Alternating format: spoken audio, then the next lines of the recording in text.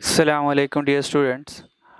Today we will discuss our lecture number 15. जैसे कि last lecture में हमने मॉड के बारे में डिटेल डिस्कशन की, तो मॉड पर हमारा major of central tendency complete हो जाता है। कुछ इसमें फर्दर चीज़ें थोड़ी सी डिस्कस करने वाली हैं, तो उसमें कुछ रैंडम क्वेश्चंस थे जो आपसे डिस्कस करने बाकी रह गए थे।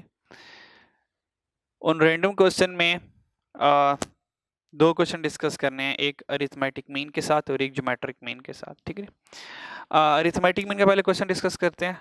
तो उस क्वेश्चन की हेडिंग दे सकते हैं कि एरर इन अरिथमेटिक मीन।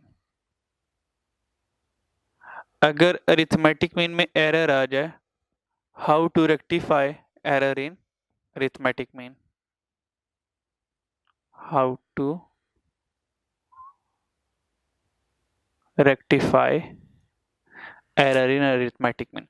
अगर अरिथमेटिक मीन कैलकुलेट करते वक्त हमसे कोई गलती हो जाए, उस गलती को कैसे सही किया जाए।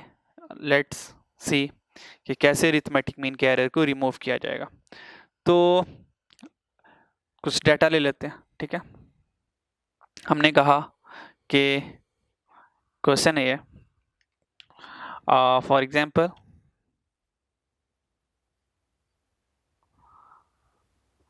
Arithmetic mean of 10 values is 20।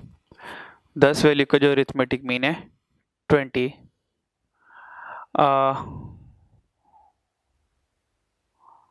later on it was discovered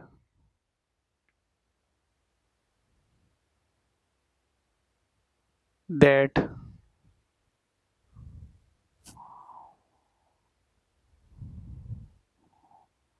one value is wrong, that is 5, and correct value was 2।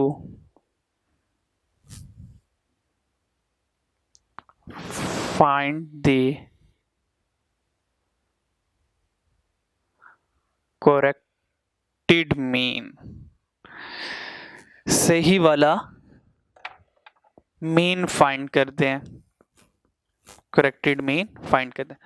तो उसने कहा कि 10 वैल्यूज थे, उनका अरिथमेटिक मीन 20 था। Later on it was discover that one value is wrong. बाद में पता चला एक वैल्यू गलत थी। वो गलत वैल्यू कौन थी? गलत वाली, रॉन्ग वाली वैल्यू क्या थी? 5 थी। And correct value was 2। और जो सही वाली वैल्यू थी वो कितनी थी? 2 थी। यानी कि एक्चुअल में डाटा में 2 आना चाहिए था, हाँ, लेकिन हमने 2 की जगह 5 के साथ ये जो मीन आया ये गलत वाला है। तो एग्जामिनर ने कहा करेक्टेड मीन फाइंड करो। तो मीन को करेक्ट करने के लिए याद रखिएगा जब ये मीन कैलकुलेट हुआ होगा तो ये मीन कैसे कैलकुलेट हुआ होगा। अगर हम इसकी थोड़ी सी बैक हिस्ट्री पे जाएं, ठीक है। अच्छा, एग्जाम में ऐसे नहीं करना। एग्जाम में कैसे करना इंशाल्लाह मैं आपको एंड में सिखाऊंगा कैसे करना आपने। ये सिर्फ just for your understanding purpose. अगर हमने इसको इसका मीन जो लिया होगा वो मीन कुछ से इस तरह आया होगा। हमारे पास 10 वैल्यूज हैं, तो 10 वैल्यूज का मीन जो है वो 20 आ रहा है। तो ऑब्वियस बात यहाँ पे कुछ होगा कि हमारे पास 20 आ रहा था 10 वैल्यूज का मीन, तो यहाँ पे कोई 15 होगा, कोई 5 होगी, कोई 20 होगा, इस तरह करके कोई 25 हो सकता है, कोई 6 हो सकता है, कोई 8 हो सकता है। ठीक है, और इस तरह कोई 15 हो सकती है, दोबारा कोई 16 हो सकता है, इस तरह सोन चल रहा होगा। ठीक है, और यहाँ से हमारे पास आया होगा समेशन एक्स आया होगा, और समेशन एक्स को हमने 10 से डिवाइड किया होगा। तो अज्यूम करें समेशन एक्स आया हमारा 200। तो समेशन एक्स को मीन के लिए आपने 200 को समेशन एक्स को नंबर ऑफ वैल्यूज 10 थी तो 10 से डिवाइड किया होगा, तो इस तरह आपका 20 आया। ठीक है, इस तरह 20 आपका मीन आया होगा। लेकिन ये जो मीन जो 20 आया, हुआ क्या, उसमें एक वैल्यू ये वाली गलती से हमसे लिखी गई, हमसे गलती हो गई। यहाँ पे 5 नहीं आना था, करेक्ट वैल्यू क्या थी 2। इसका मतलब यहाँ पर 5 की जगह ये 5 नहीं आना था, 2 आना था। तो देखें, अगर यहाँ पे 5 नहीं आना था तो 2 आना था, इसका मतलब है कि ये समेशन एक्स की वजह से मीन का, अच्छा मीन का इटसेल्फ कोई कसूर नहीं था। मीन ने कहा भाई नंबर ऑफ वैल्यूज 10 थी, 10 लिख दिया। समेशन एक्स 200 है, भाई मीन ने कहा आप जो समेशन एक्स बताओगे उसके अकॉर्डिंग मैं आपको मीन बता दूंगा। इसका मतलब कि गलती कहाँ हुई, समेशन एक्स में ही। समेशन एक्स 200 है ना, ये 200 नहीं होना चाहिए था। ये 200 कैसे आ रहा है, 5 के साथ 200 आ रहा है। इसका मतलब क्या है, मुझे अपने समेशन एक्स को सही करना होगा। अगर मैं यहाँ से 5 को रिमूव करूँ, 5 को यहाँ से निकाल दो, मैंने कहा ये तो गलती है, इसको तो बाहर निकालो। अगर मैं 5 को यहाँ से रिमूव करता हूँ तो अब समेशन एक्स बताएं 200 होगा, नहीं, हम कहेंगे 5 निकल गया, अब तो ये 195 रह गया, क्योंकि 5 तो निकाल दिया हमने। सही वाली वैल्यू क्या थी, वो तो 2 थी, तो हमने उसको 2 ऐड किया, तो अब समेशन एक्स कितना आया, 197। तो अब हम यहाँ पे 197, सही वाला समेशन एक्स 197 रखेंगे और 10 से डिवाइड करेंगे, तो 19.7 हमारा करेक्टेड मीन होगा। बात फॉलो किया आपने। इसका मतलब जब भी गलती हो जाए, उस गलती को कहाँ सही किया जाता है, समेशन एक्स में सही किया जाता है, क्योंकि समेशन एक्स की वजह से मीन ने बदलना है, मीन इटसेल्फ रेक्टिफाई नहीं करता। असल में गलती कहाँ हुई, एक्स में हुई, तो हमें एक्स को सही करना पड़ेगा, ठीक है, और एक्स के समेशन को हमें सही करना पड़ेगा। तो याद रखिएगा, सिंपल सी बात याद रखनी, इतनी लंबी चौड़ी बिल्कुल कहानी याद रखने की जरूरत नहीं है। आपने ये देखना है, आपको अरिथमेटिक मीन को रेक्टिफाई करना है, आपने सबसे पहले पहुंचना है उसके समेशन एक्स तक। आपने कहां तक पहुंचना है, समेशन एक्स तक। आपने कहना है जितनी भी गलती हुई है वो सारी सारी गलतियां समेशन एक्स में सही करनी है मैंने जाकर। तो सबसे पहले आपने समेशन एक्स तक पहुंचना है। तो समेशन एक्स तक कैसे पहुंचा जाए, आपको पता है फॉर्मूला क्या है, mean summation X over N. और अगर यहाँ से समेशन एक्स फाइंड करना है तो एन मीन से मल्टीप्लाई हो जाएगा, तो समेशन एक्स का फॉर्मूला क्या हो जाएगा, मीन मल्टीप्लाई बाय एन आ जाएगा। सही हो गया। व्हाट इज मीन, मीन कितना हमारे यहाँ पे 20, तो मीन आ गया यहाँ पर 20। एन कितने वैल्यूज, नंबर ऑफ वैल्यूज 10 है, एन हमारे पास आ गया 10, तो समेशन एक्स कितना आ गया 200। तो समेशन एक्स 200 आ गया, बस ठीक है, हमें यहाँ तक तो पहुंचना था, पुराना वाला समेशन एक्स जो हमारा 200 आया था 5 के साथ। जब हम समेशन एक्स तक पहुंच गए ना, अब आपका काम ये है जो गलत वाली वैल्यूज थी उसको इसमें से निकाल देना है, और जो सही वाली वैल्यूज थी उसको इसमें ऐड अप कर देना, ठीक है जी। तो what was the wrong value, हमारी रॉन्ग वैल्यू 5 थी। हमने कहा 200 में 5 गलत पड़ा हुआ है, उसको यहाँ पर नहीं होना चाहिए था। अगर नहीं होना चाहिए था तो ठीक है, हम 5 को यहाँ से आउट कर देते हैं, ठीक है जी। और सही वाली वैल्यूज क्या होनी चाहिए थी, 2 होनी चाहिए थी, 2 होनी चाहिए थी। तो हम यहाँ पर सही वाली वैल्यू जो 2 है उसको हम ऐड कर देते हैं, और देखते हैं कि हमारा समेशन एक्स करेक्ट हो गया। करेक्टेड समेशन एक्स कितना है, तो 200 माइनस 5 195, 195 प्लस 2 197, ये 197 हमारा सही वाला समेशन एक्स है। जब सही वाला समेशन एक्स आया तो सही वाला मीन भी आ जाएगा। तो मीन का फॉर्मूला, मीन करेक्टेड सही वाला मीन, समेशन एक्स सही वाला कितना है 197। अच्छा, एन के ऊपर कोई फर्क नहीं पड़ा, एक वैल्यू माइनस हुई, रॉन्ग वाली वैल्यू माइनस हुई, करेक्ट वाली वैल्यू ऐड हुई, यानी कि 10 में से एक वैल्यूज निकल गई तो 9 रह गई, एक और नहीं आ गई तो 10 फिर पूरी हो गई। यानी कि इस 10 में से एक वैल्यू जा रही है, एक वैल्यू आ रही है, तो 10 के ऊपर कोई फर्क नहीं पड़ा। तो 197 डिवाइड बाई 10, आंसर आ गया 19.7। ये हमारे पास फाइनल हमारा आंसर है, जो हमारा करेक्टेड मीन है। बात फॉलो किया आपने, ठीक है जी। तो करेक्टेड मीन को इस तरह से आपने सॉल्व करना। एक और क्वेश्चन देखते हैं जरा, इसी से रिलेटेड जरा।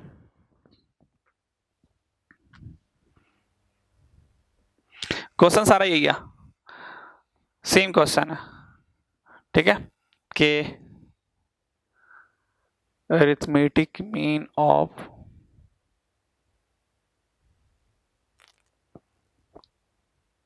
इज 20, ठीक है।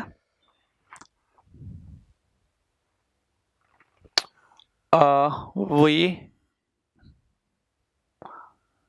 forgot to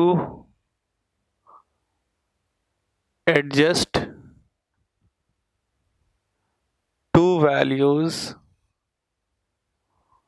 5 and 5 and 7 in the data. Find the new mean. नया मीन हमें फाइंड कर दो। उसने कहा कि अरिथमेटिक मीन 10 वैल्यूज का 20 है।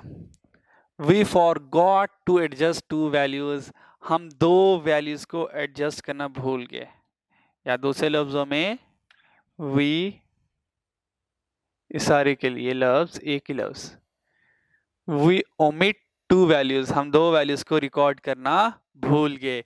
यानी कि 5 और 7 को रिकॉर्ड करना था, इन 5 और 7 को रिकॉर्ड किए बगैर हमने ये 20 वाला मीन निकाल लिया, ठीक है।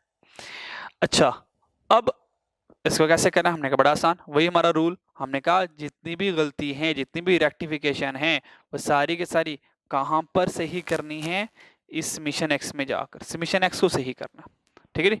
तो हम देखेंगे हमारा समीशन एक्स क्या है। सबसे पहले हमने समीशन एक्स तक पहुंचना है। हमने कहा समीशन एक्स का फॉर्मूला होता है n मल्टीप्लाई बाय मीन।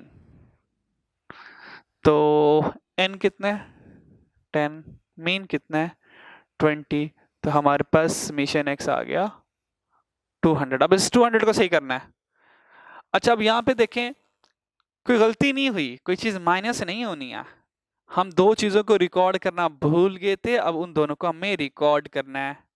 इसका मतलब हमें 2 वैल्यूज को रिकॉर्ड करना है।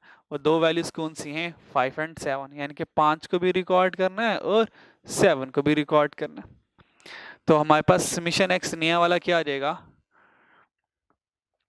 5 + 7 12, 12 + 200, तो 212, ये हमारे पास आ गया सही वाला समीशन एक्स, ठीक है। और देखें अब तो हमारा एन भी आज चेंज हो रहा है।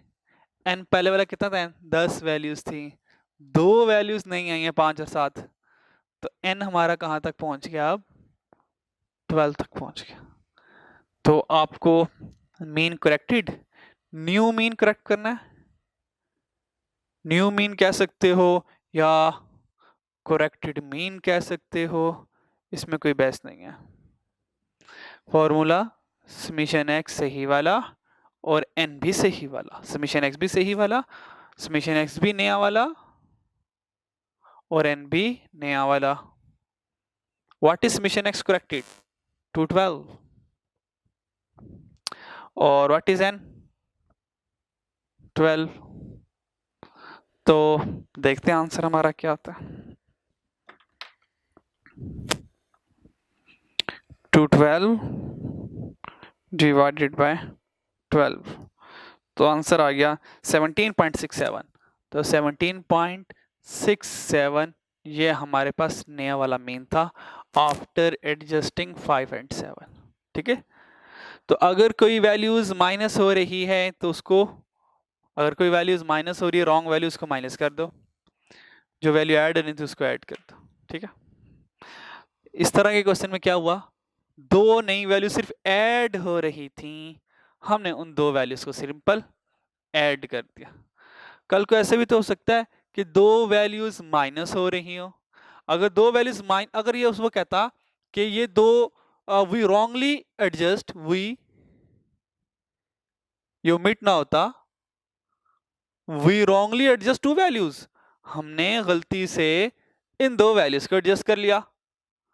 अब इन दोनों वैल्यूज को बाहर निकालना है, तो इन दोनों वैल्यूज को बाहर निकालने के लिए 200 में से मैं अब प्लस ना करता, -5 और -7 करता, तो 200 में से 12 को माइनस करता, तो 200 में से जब मैं 12 को माइनस करता तो मेरे पास आंसर आता 188, ऐसे ही है 188 आता। और n भी 10 ना होता, इसमें दो वैल्यूज गलत है, तो इस 10 में -2 करता तो नया वाला 10 मेरा 8 आता। तो नया वाला मेरे पास मीन करेक्टेड क्या होता, समेशन x कितना है 188 और n कितना रह गया अब 8, तो हमारे पास आंसर आता 188 डिवाइडेड बाय 8, आंसर आता 23.5। तो हमारे पास ये करेक्टेड मीन होता अगर सिंपल दो वैल्यूज माइनस होती। ठीक है, मुश्किल तो नहीं हो रहा। कल को ये भी हो सकता है कोई कह दे कि दो वैल्यूज को माइनस करो, तीन वैल्यूज ऐड करो, तो आपने क्या करना है, समेशन x तक पहुंचना है। पहुंच के उसने कहा दो वैल्यूज माइनस करो, उसने कहा कि हमारे पास जो रॉन्ग वैल्यूज हैं वो 2 और 3 हैं, जबकि करेक्ट वैल्यूज थी 12, 13 और 6। तो 200 में जाइएगा, रॉन्ग वैल्यूज को 2 और 3 को माइनस कीजिएगा और करेक्ट वैल्यूज को ऐड कीजिएगा 12, 13 और 6। तो यहां से आपके पास समेशन x सही हो जाएगा। और n पे जाइएगा, फिर n को भी सही करना है। n कितना था पहले 10, अब देखें दो वैल्यूज माइनस हुई हैं और दो ही आ गई हैं, तो n के ऊपर कोई फर्क नहीं पड़ा, लेकिन एक एडिशनल वैल्यू ऐड करनी बाकी है, तो n के अंदर 1 एडिशन के साथ नया वाला n 11 तक पहुंच जाएगा। ठीक है, या दूसरे लफ्ज में n 10 था, दो वैल्यूज माइनस हुई हैं, -2 यहां से कर दो, तीन वैल्यूज नहीं आई हैं, 3 ऐड कर दो, फिर भी 11 रहेगा n। ठीक है, तो आपने इस तरह भी क्वेश्चन को सॉल्व किया जा सकता है। ठीक है, तो ये रेक्टिफिकेशन थी अरिथमेटिक मीन में, तो आपने इस क्वेश्चन को जरा देख लेना। ठीक है, तो ये हमारे पास अरिथमेटिक मीन था। ठीक है, अब हमारा एक क्वेश्चन रह गया जो मैंने आपसे कहा था ज्योमेट्रिक मीन का। तो ज्योमेट्रिक मीन का वो क्वेश्चन करवाऊंगा इंशाल्लाह, प्रॉपर्टीज के साथ करवा दूंगा क्वेश्चन इंशाल्लाह। जो ज्योमेट्रिक मीन की प्रॉपर्टीज अभी आने वाली है, तो उसी प्रॉपर्टी में इंशाल्लाह ताला मैं फिर क्वेश्चन को एडजस्ट कर दूंगा। ठीक है जी, तो ये हमारे पास था रेक्टिफिकेशन इन अरिथमेटिक मीन। ठीक है जी, तो अब जरा डिस्कस कर लेते हैं हमारी, क्योंकि हमारे यहाँ पे सेंट्रल टेंडेंसी कंप्लीट हो गया, बस एक चीज़ रहेगी हमारी बॉक्स एंड विस्कर प्लॉट। तो प्रॉपर्टीज पढ़ लेते पहले, फिर इंशाल्लाह at the end box and whisker plot को हम देख लेंगे। अगर आज टाइम हो आज देख लेंगे, नहीं तो नेक्स्ट वीडियो में इंशाल्लाह बॉक्स एंड विस्कर प्लॉट के ऊपर बात कर लेंगे। ठीक है जी,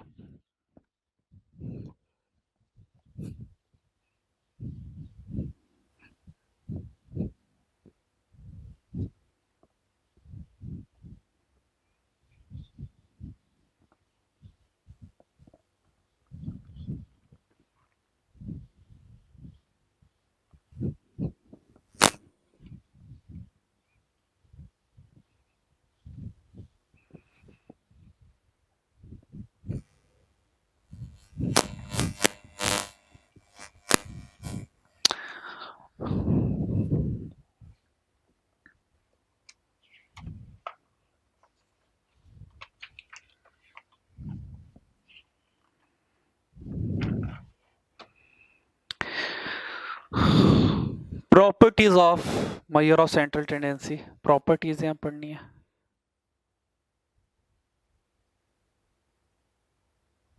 ठीक है, प्रॉपर्टीज के साथ साथ फिर हम इनकी एडवांटेज और डिसएडवांटेज भी डिस्कस करते रहेंगे। ठीक है जी, सबसे पहले प्रॉपर्टीज हम पढ़ते हैं अरिथमेटिक मीन की।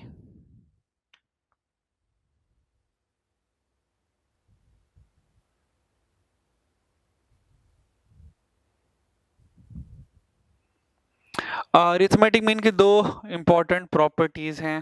ठीक है, वो देख लीजिएगा। नंबर 1 प्रॉपर्टी ये है कि sum of deviation from mean, sum of deviation from mean is 0। आपने इस प्रॉपर्टी को इंग्लिश में भी याद रखनी है, मैथमेटिकल एक्सप्रेशन दोनों में याद रखनी है, एग्जामिनर दोनों में पूछता है। पहली प्रॉपर्टी ये sum of deviation from mean is 0। ये डेविएशन क्या है इंशाल्लाह भी बात करेंगे। इसका मतलब ये है कि समेशन x माइनस एक्स बार हमेशा 0 होगा, यानी कि डेविएशन कहते हैं डिफरेंस को।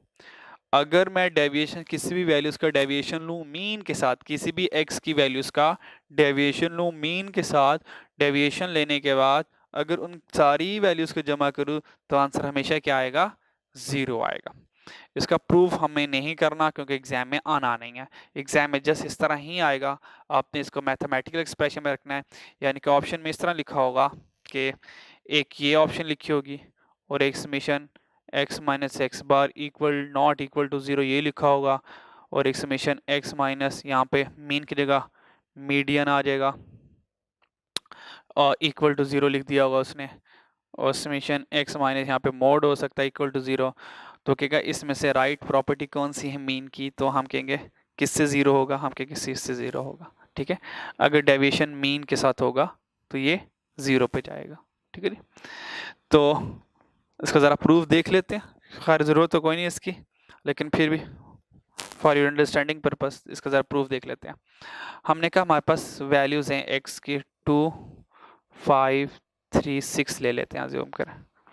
ठीक है, और यहाँ पर चलें 7 ले लेते हैं, ये 7 आ गया हमारे पास। ठीक है जी, ये हमारे 4 वैल्यूज़ हैं, तो हमें इस पूरी इक्वेशन को सेटिस्फाई करना है।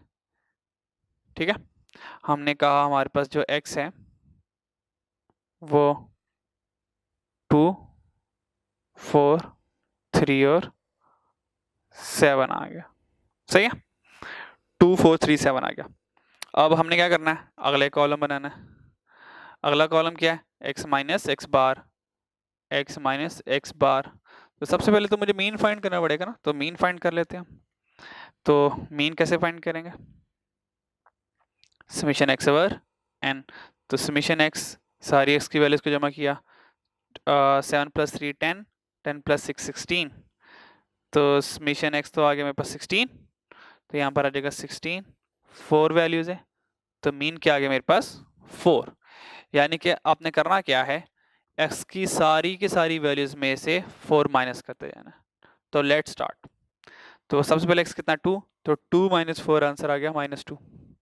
4 - 4 answer 0। 3 - 4 answer is -1। 7 - 4 answer is plus का 3। अब इसकी बारी, अब इन सारों का सम करें तो देखो 0 आना चाहिए। तो देखें जैसे हमने सारों -2 - 1 -3 -3 + 3, देखिए आंसर 0 आ गया। तो याद रखिएगा ये सबसे इंपॉर्टेंट प्रॉपर्टी है कि summation x minus X bar is equal to हमेशा 0 होता है। ठीक है जी, और यहाँ से एग्जामिनर एक और तरीके से भी क्वेश्चन पूछता है आपसे, उसको भी देखिएगा। एग्जामिनर कहेगा कि एक तो क्वेश्चन ये होगा ना, प्रॉपर्टी पूछेगा डायरेक्ट, सिंपल प्रॉपर्टी पूछ लेगा, आपने इसको याद रखना है। अच्छा, ये कैलकुलेशंस नहीं करवाता एग्जामिनर। एक तरीका उसका क्वेश्चन पूछने का ये है, वो आपसे मीन पूछता है। वो कहता है कि summation x minus 5 is equal to 10 है, summation x minus 7 not equal to 0 है, और summation x minus 8 equal to 0 है, और समेशन x माइनस 10 वो इक्वल टू 10 है। और एंड में क्या देता है, फाइंड मीन। फाइंड मीन, जरा मुझे मीन तो फाइंड कर दो। तो हमें क्योंकि प्रॉपर्टी पड़ी हुई है कि अगर डेविएशन मीन के साथ हो तो ही आंसर 0 होता है, मीन के अलावा डेविएशन हो तो आंसर 0 नहीं आता। ठीक है, तो आंसर मीन के अलावा अगर कोई डेविएशन लेंगे तो आंसर 0 नहीं आएगा। तो हमने देखना है कि किसका डेविएशन का आंसर 0 आ रहा है, तो हमने सिर्फ 0 को टारगेट करना। 0 कोई 0 नहीं आ रहा, देखो ये भी 0 नहीं है, ये 0 नॉट इक्वल है, ये 0। जो 0 आएगा इट्स मीन यहाँ पर ये जो 8 है ये तो मीन की जगह पर आ रहा है ना, क्योंकि sum of deviation from mean, mean हो तो आंसर 0 आता है।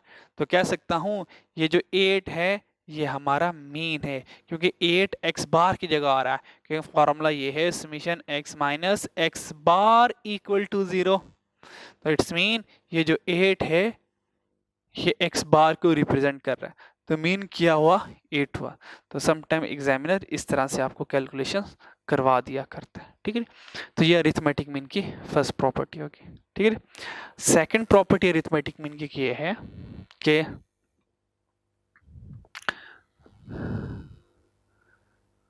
sum of square deviation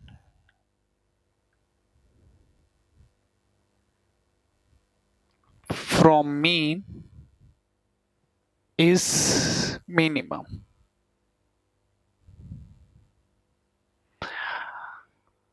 अगर हम सम ऑफ स्क्वायर डेविएशन लेंगे मीन के साथ, सिर्फ मीन के साथ, अगर मीन के अलावा कोई और नंबर या वैल्यू यूज करने की कोशिश करेंगे तो आंसर कम से कम नहीं आएगा, ठीक है। इसकी प्रैक्टिकली इंपॉर्टेंस इंशाल्लाह स्टैंडर्ड डेविएशन में पता चलती है, ठीक है। तो मैथमेटिकली ये लिखा हुआ है sum of summation x minus X bar summation x minus X bar whole square. अगर हम डेविएशन लें मीन के साथ, स्क्वायर डेविएशन लें सिर्फ मीन के साथ और उसको सम करें तो इज मिनिमम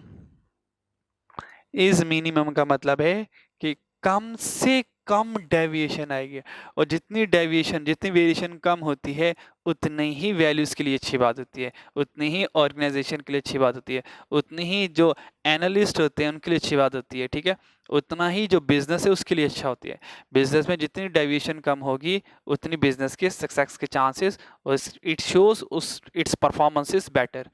तो सिर्फ डेविएशन जो मिनिमम आएगी वो मीन के साथ आएगी, इसके अलावा कोई और वैल्यू यूज करेंगे तो डेविएशन मिनिमम नहीं आएगी, ठीक है। तो याद रखिएगा एग्जामिनर ये प्रॉपर्टी डिस्क्रिप्टिव फॉर्म में पूछ सकता है, मैथमेटिकल फॉर्म में भी पूछ सकता है। आपने दोनों तरीकों से याद रखनी है कि अगर सम ऑफ स्क्वायर डेविएशन आ जाए, ये था सम ऑफ सिंपल, ये सम ऑफ डेविएशन थी, ये सम ऑफ डेविएशन थी, लेकिन ये सम ऑफ डेविएशन ही है। लेकिन अगर सम ऑफ स्क्वायर डेविएशन आ जाए फ्रॉम मीन के साथ तो उसका आंसर कम से कम आता है, ठीक है। एक और प्रॉपर्टी देखते हैं, वो प्रॉपर्टी भी है और रिलेशनशिप भी है, relationship between arithmetic mean, geometric mean, harmonic mean, ठीक है।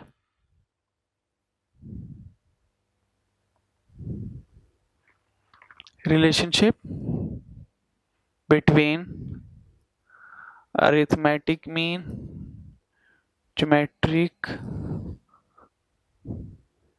मीन एंड हार्मोनिक मीन, ठीक है। इसके रिलेशन को समझने के लिए एक छोटी सी एग्जांपल ले लेते हैं जरा, इनके रिलेशन की में है क्या। अच्छा एग्जांपल वही ले रहा हूँ 2 3 2 4 3 7 वाली, हमारे पास डाटा है 2 4 3 7। तो देखें अरिथमेटिक मीन तो मैं फाइंड कर चुका ना, अरिथमेटिक मीन क्या आया था इसका 4 आया था। तो जरा इसका ज्योमेट्रिक मीन देखते हैं क्या आता है।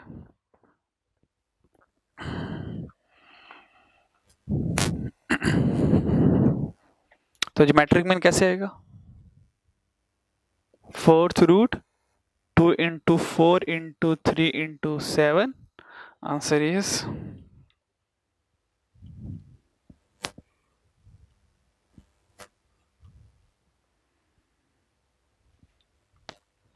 3.6 आ गया, ठीक है। अब हार्मोनिक मीन ले लेते हैं, 4 वैल्यूज हैं तो 1/2 प्लस 1/4 प्लस 1/3 प्लस 1/7। तो देखते हैं हार्मोनिक मीन क्या आता है इसका, 4 उसके बाद 1/2 प्लस 1/4 प्लस 1/3 प्लस 1/7।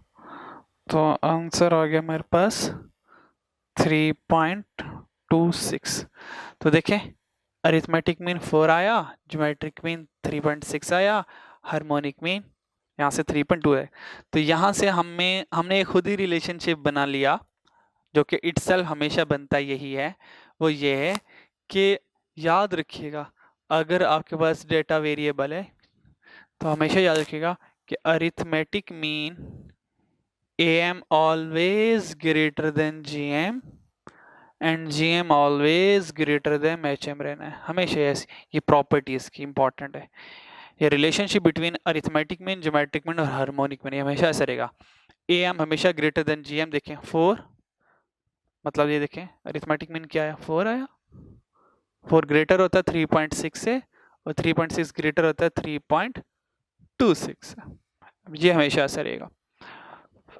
और अगर इसी बात करें अगर कांस्टेंट वैल्यू होती, अगर कांस्टेंट वैल्यू होती तो रिलेशनशिप क्या होता है? ये तो रिलेशनशिप वेरिएबल्स वैल्यूज है ना, 2 4 3 7 सारी वैल्यू चेंजेबल है, चेंजिंग वैल्यूज है।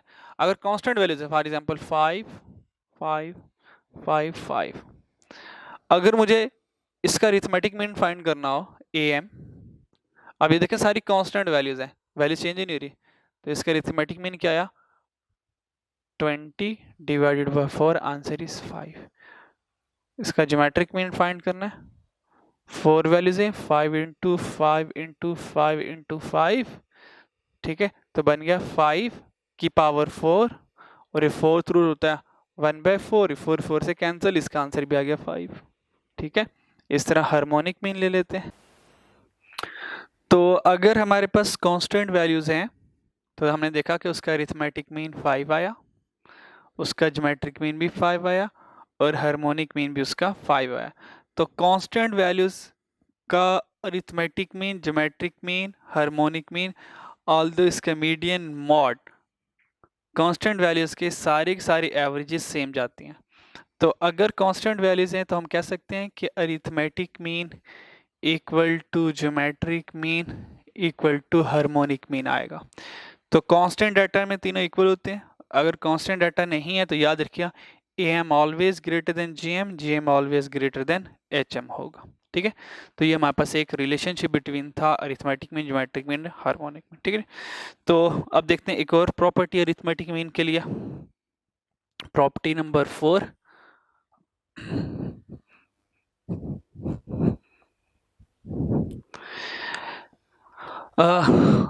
मीन इज 4 में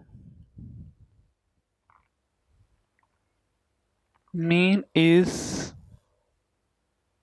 affected by दो चीजें, number 1 change of origin,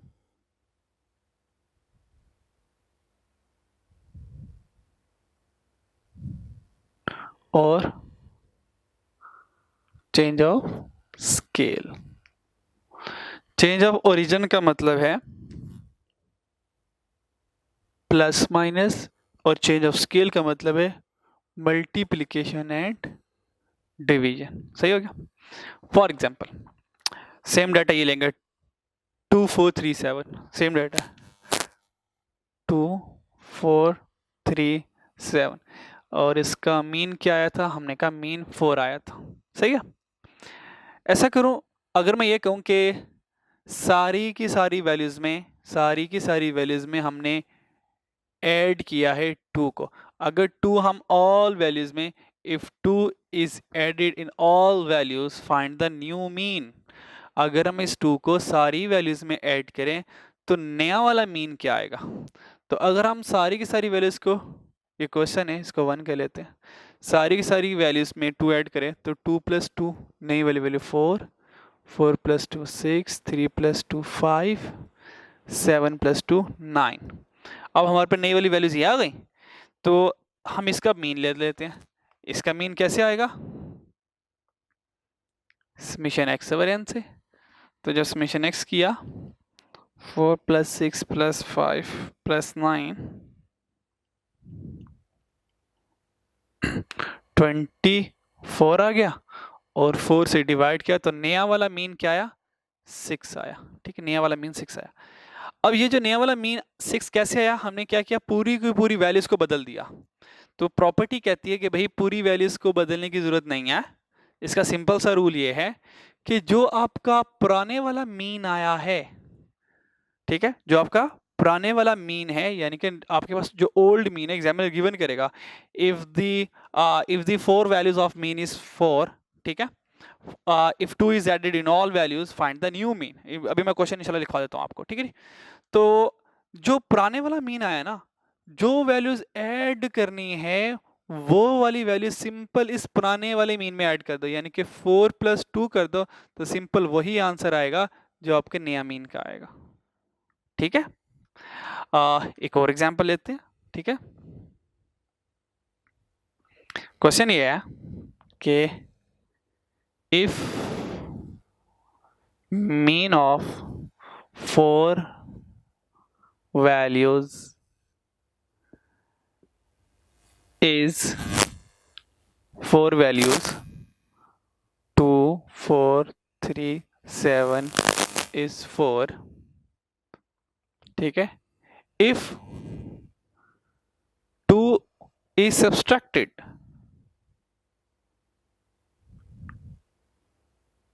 from each values, अगर हम 2 को माइनस करें हर एक वैल्यूज में से, find the new mean, new mean को बताएं न्यू मीन क्या है।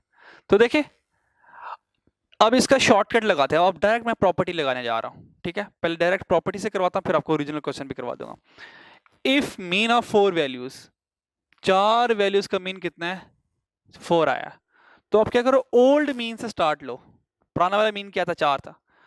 एग्जामिनर एडजस्टमेंट क्या करवा रहा है, वो कह रहा है 2 इज सब्सट्रैक्टेड, 2 को माइनस करना है, इसी मीन में 2 को माइनस कर दें तो नया मीन भी 2 आएगा आपका। चेक करते हैं आता कि नहीं आता, लेट्स सी।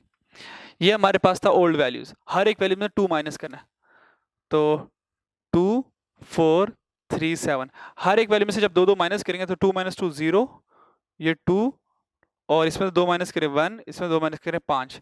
तो देखें इसका मीन निकालें, 5 + 1 6, 6 + 2 8, 8 + 0 8, तो 8 डिवाइडेड 4, आंसर देखें वही 2 आया जो हमने प्रॉपर्टी से मिनटों में सॉल्व कर लिया था। ठीक है जी, बात समझ आ रही कुछ। इस तरह एग्जामिनर इससे भी क्वेश्चन पूछ सकता है, वो कह सकता है आपको कि हमारे पास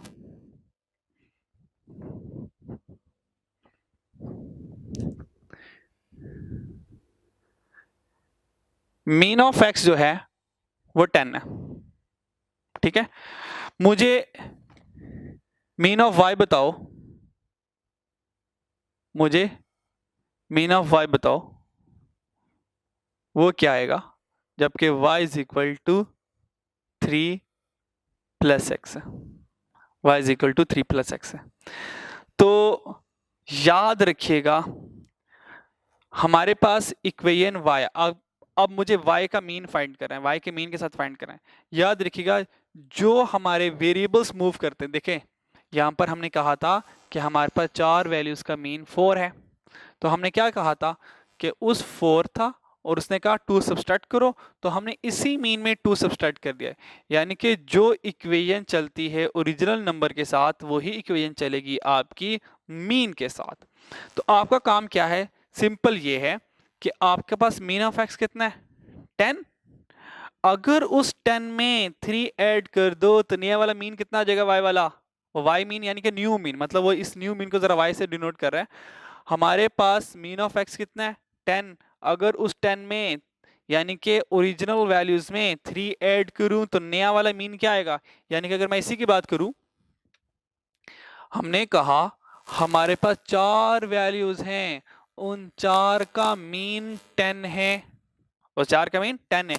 इफ 2 नहीं है, यहाँ पे 3 इज सब्सट्रैक्टेड नहीं है, इफ 3 इज एडेड, अगर हम 3 को ऐड करें हर एक वैल्यूज में, बताएं न्यू वैल्यूज न्यू मीन क्या आएगा। तो इसका रूल क्या सिखाया था, ओल्ड मीन को पिक करो 10, फिर देखो एडजस्टमेंट क्या करनी है, एडजस्टमेंट क्या कर रहा है वो 3 से, तो 3 को ऐड कर दिया तो नया न्यू मीन हमारा 13 पे पहुंच गया। तो चेंज ऑफ ओरिजिन की प्रॉपर्टी क्या हुई, जो वैल्यूज ऐड करोगे उतने से ही मीन ऐड हो जाएगा, जो वैल्यूज माइनस करोगे उतने से ही मीन माइनस हो जाएगा।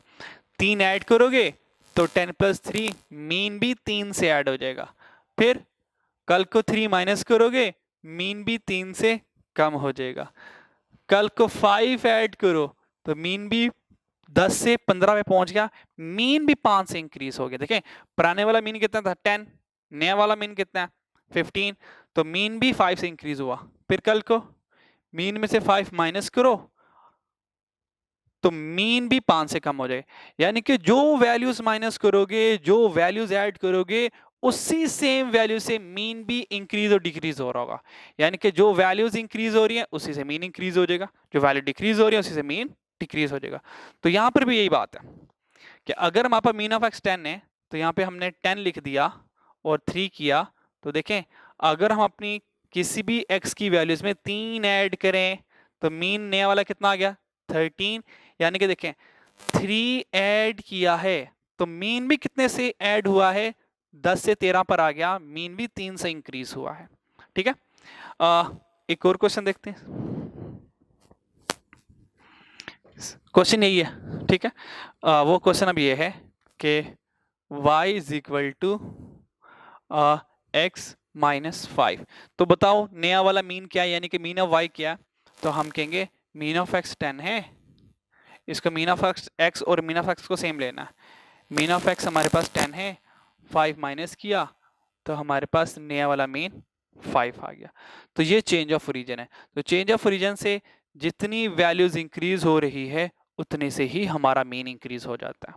ठीक है, अगर वैल्यूज 3 से इंक्रीज हो रही है मीन भी 3 से इंक्रीज हो गया, अगर वैल्यूज 5 से डिक्रीज हो रही है तो मीन भी हमारा 5 से डिक्रीज हो गया। कैसे देखें, डिक्रीज कितने से हो रहा है 5 से, तो मीन भी कितने से डिक्रीज हुआ 5 से। पुराना वाला मीन कितना था 10, नया वाला मीन कितना है 5, तो मीन किससे कितने से डिक्रीज हुआ 5 से डिक्रीज हुआ, क्योंकि वैल्यूज भी 5 से डिक्रीज, मीन भी 5 से डिक्रीज।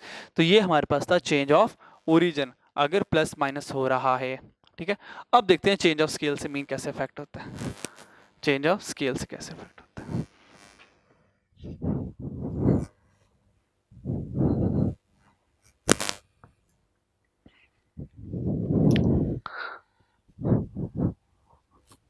चेंज ऑफ स्केल के लिए वो एग्जांपल लेंगे हम सेम। हमारे पास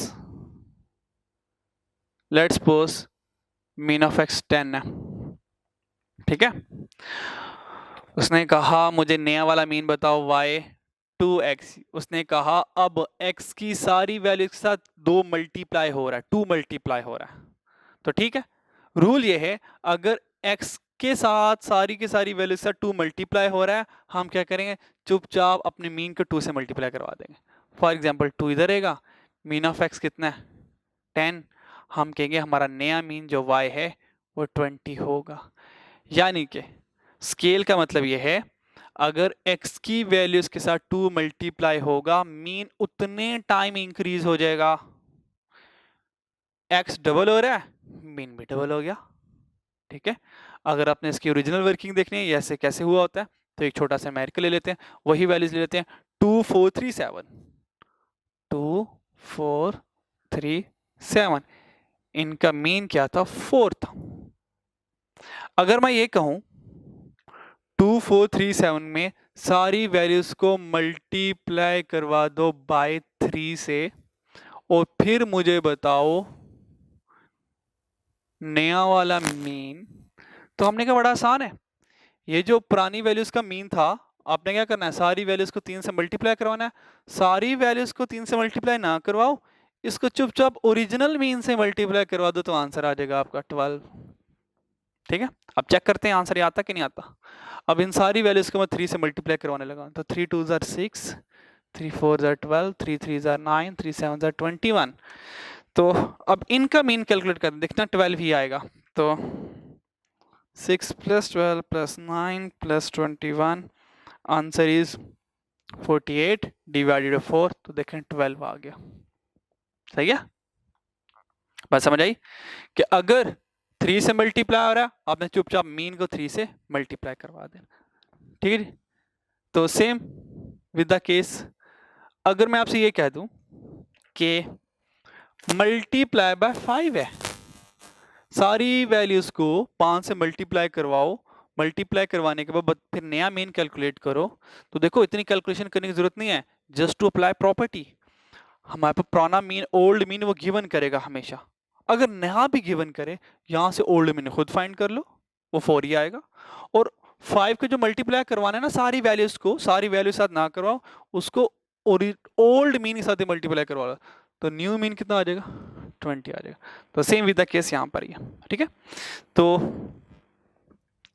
हमारे पास अब यहाँ पे दोबारा आते हैं वापस, मीन ऑफ x 10 है और उसने कहा y इज इक्वल टू हमारे पास 6x है, बताओ नया मीन कितना है। हमने कहा x की सारी वैल्यूज के साथ 6 को ऐड मल्टीप्लाई करवाना है, तो हम क्या करते हैं मीन को ही 6 से मल्टीप्लाई करवा देते हैं, तो नया मीन आ गया 60, ठीक है।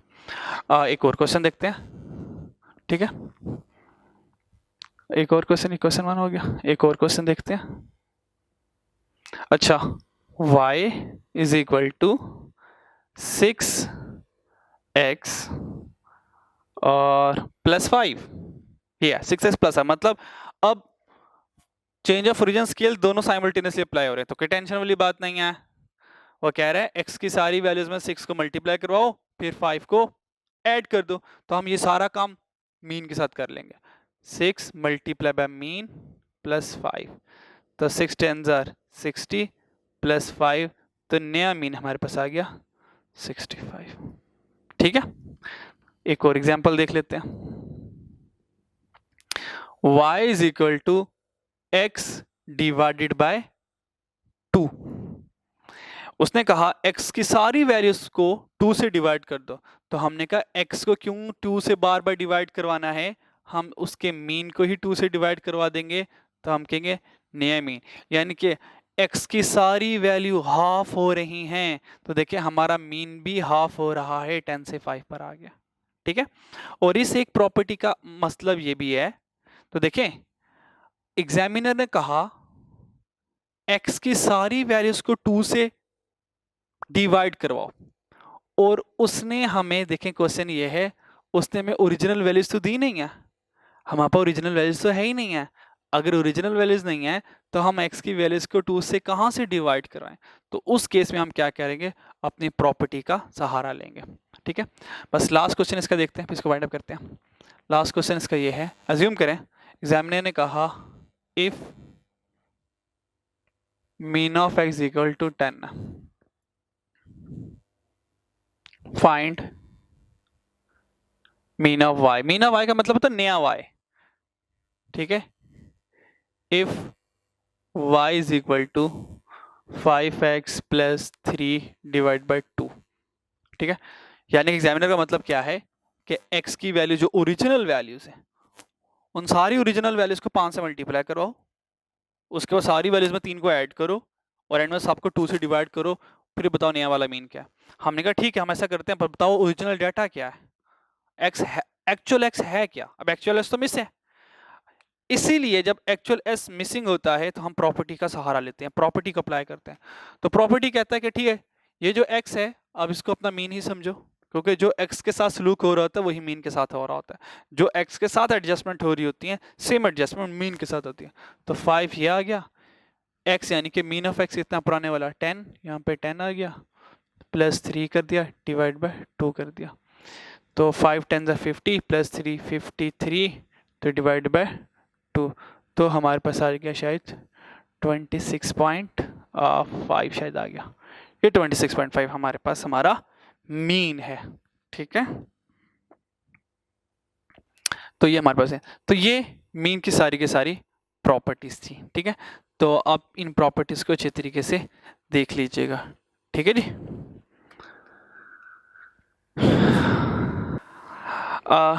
ये हमारी सारी तकरीबन प्रॉपर्टीज, अप्रॉक्सीमेट प्रॉपर्टीज थी, ठीक है, जिसमें अरिथमेटिक मीन की हमने 4 प्रॉपर्टीज देखी। ये प्रॉपर्टी सारी एग्जाम पॉइंट ऑफ व्यू से इंपॉर्टेंट है, तो आपने इनके ऊपर अच्छी खासी वर्किंग करनी है और इन सारी प्रॉपर्टीज़ को आपने समझना है, ठीक है। तो आज की वीडियो इंशाल्लाह यहाँ तक के लिए काफ़ी है। नेक्स्ट वीडियो में इंशाल्लाह ताला हमारी कुछ एडवांटेज और डिसएडवांटेज रह गए हैं वो डिस्कस करेंगे, और चैप्टर 12 का नया पार्ट इंशाल्लाह मेजर ऑफ डिस्पर्शन स्टार्ट करेंगे इंशाल्लाह। तब तक के लिए अल्लाह हाफिज़।